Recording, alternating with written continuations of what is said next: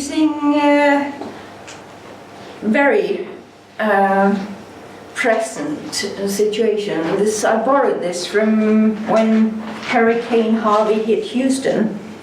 I like the alliteration as well, but with a telling dead end sign on it, and hopefully what I am going to present here is not yet as dramatic, but who knows what will happen.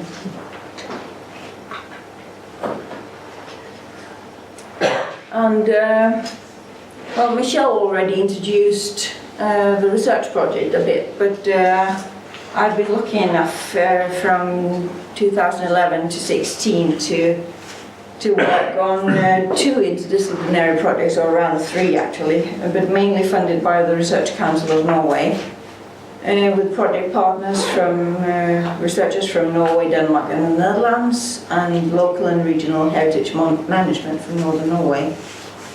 And I'd really like to thank them all for the time and effort they've put into this. The outset has been the practice of cultural heritage management in Norway, as well as in large parts of the rest of Europe and some of the rest of the world as well, to try preserving as many archaeological heritage sites as possible in situ and with minimal disturbance.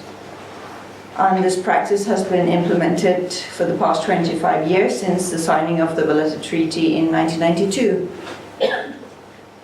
The rationale behind it being that, hoping that the next generation of archaeologists will have greater knowledge and better methods and may be able to gather more information from the materials than what is possible at present.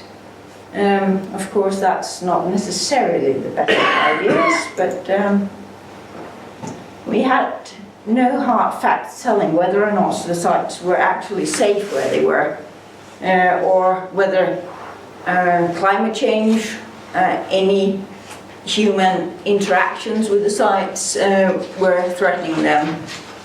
So the project aim was to provide tools for heritage management to enable decisions on whether to preserve in situ or ex situ. So we needed to study the parameters that most affect preservation of archaeological sites. If that's physical disturbances through infrastructure projects or changed use or even just an archaeological excavation. Encroaching vegetation, soil water content, soil temperature, soil oxygen content or redox parameters. And Michelle has already told you a bit about redox, so that's geochemical parameters indicating if conditions are oxidizing or reducing at a site. If they're reducing, it means it's stable. If they're oxidizing, it means that active degradation is going on and the site is threatened, at least to some degree. And then that, of course, can be varying. So then that leaves us with that. Does it make sense or doesn't it? So you have to find the balance between these factors. So to get the hard data needed to influence heritage management strategies, we can't just go up to people and say, we think that, and you should, you ought to, because we believe. You need hard data. So we installed monitoring equipment measuring soil water content, soil temperature and redox, and an attempt at measuring pH. Compared our measurements to ambient temperature and local precipitation measurements. Both site types that we chose, so medieval fan mounds or settlement mounds and Neolithic middens, are among the most numerous archaeological monuments types in that part of the country. And bearing that in mind, even though we've only installed equipment in a few places, they do have statement value for many more.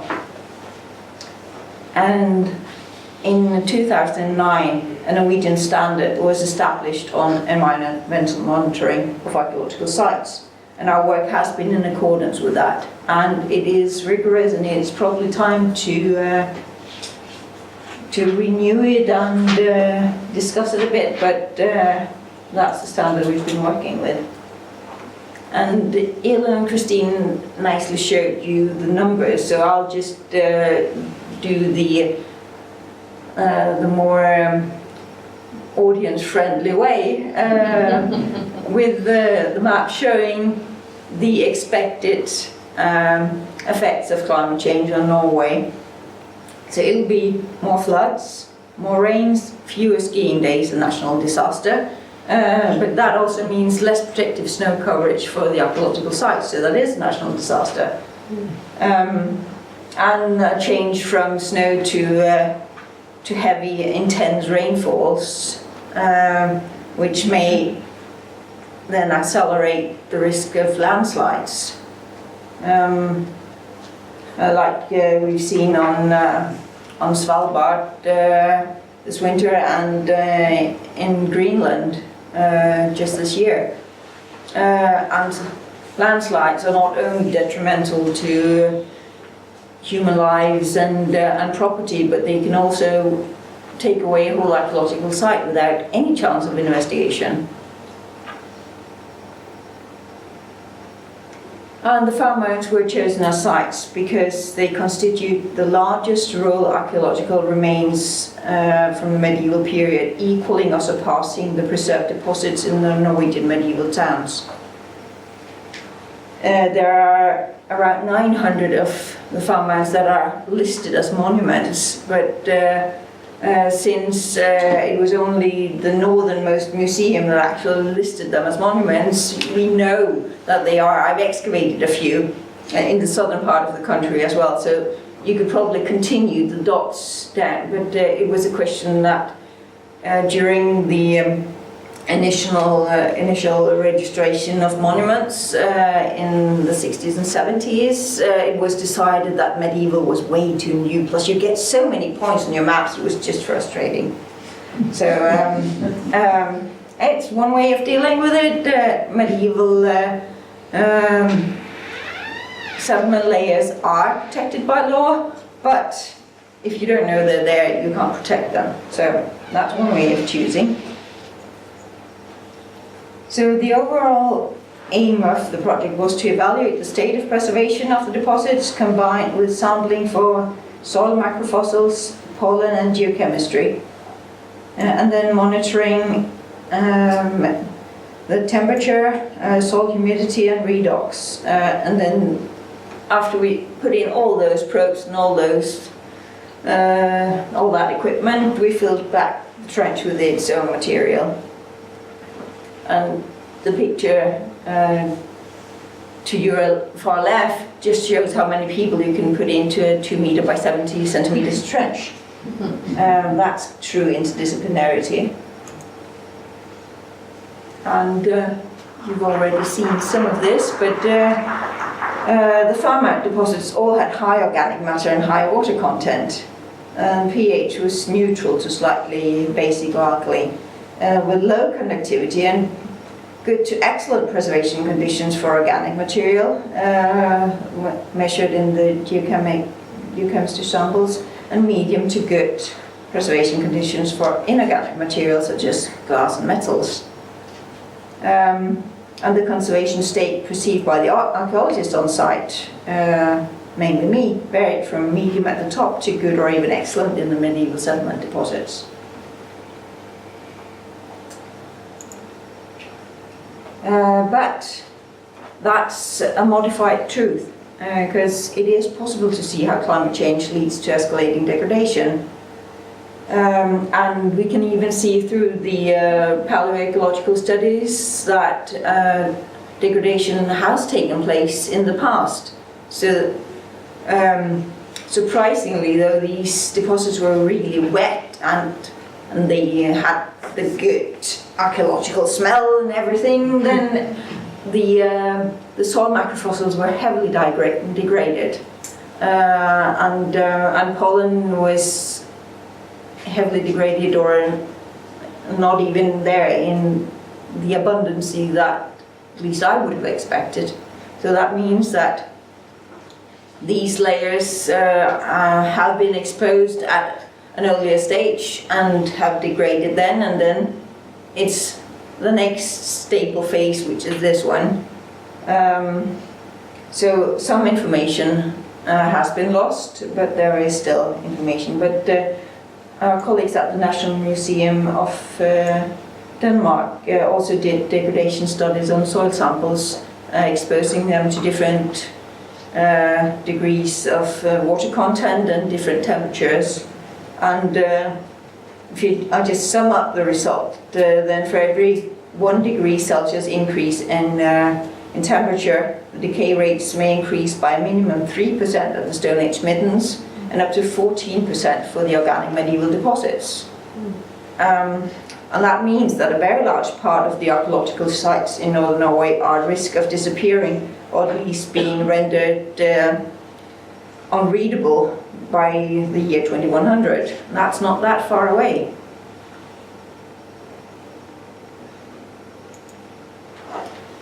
So, to give input to cultural heritage management of the sites, I've tried to define threat evaluations to indicate if sites are stable, at possible risk, or in the danger zone, to enable defining a point when one should go from in situ to ex situ preservation. And I've also tried to define threshold levels of safe, uncertain and threatening conditions. And this is from my PhD thesis, which I defended last year, and you can find it online as a PDF, or if you want a hard copy, email me. But at ResearchGate and Academia, you can find it as a PDF on both sides, so please visit. Well,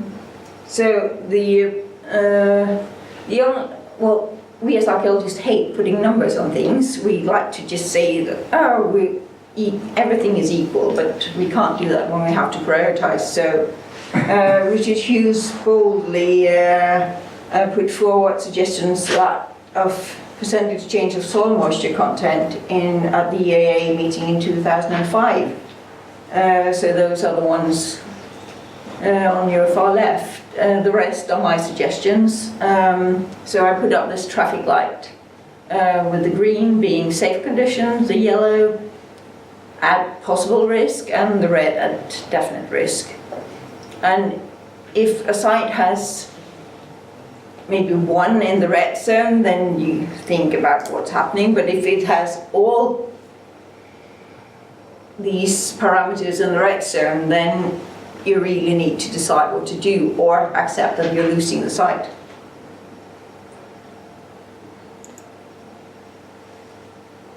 And then to ensure that at least part of our heritage will be preserved in situ for the future, we have to accept that some must be lost or preserved ex situ by record. And ascribed scientific values to sites should be the deciding factor of heritage management strategies, evaluating all possible threats. And we did try out some mitigation measures as well. One was securing a section in an infrastructure trench through a farm mound where non-marine clay was pushed towards the section, slowing down dewatering and reducing oxygen entry into the archaeological deposits. Since we installed equipment in that site for around 100,000 euros, that's why we, and that was done by hand actually, it felt like being a 3-year-old. And for the rest of the whole section, clay was just pushed onto it by the digger. So quickly and efficiently and cheaply. Another mitigation measure which has been implemented at large scale in the Netherlands and at a few places in Norway is leading excess surface water back into the ground instead of into ever larger sewage systems. But to do that, one needs permeable surfaces like grass. That solves several problems at once. It reduces the risks of flooding, and it preserves archaeological deposits. And it also preserves wooden foundations under standing buildings, independent of their age. Additional benefits to this strategy are better air quality and friendlier urban spaces because they're green and not grey.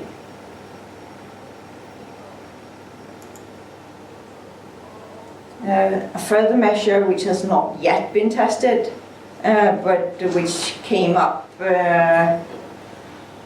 through our research work here, is that it might be an idea to spread chalk on top of shell middens to counteract the dewatering of the chalk by heavy rainfall.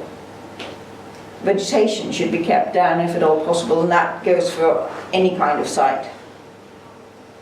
Because mitigation measures should be sustainable, meaning that they should not cost a fortune and they should be fairly easy to carry out. And if possible, they should also be immediately distinguishable from the original archaeology so that future investigations at a site can easily tell them apart.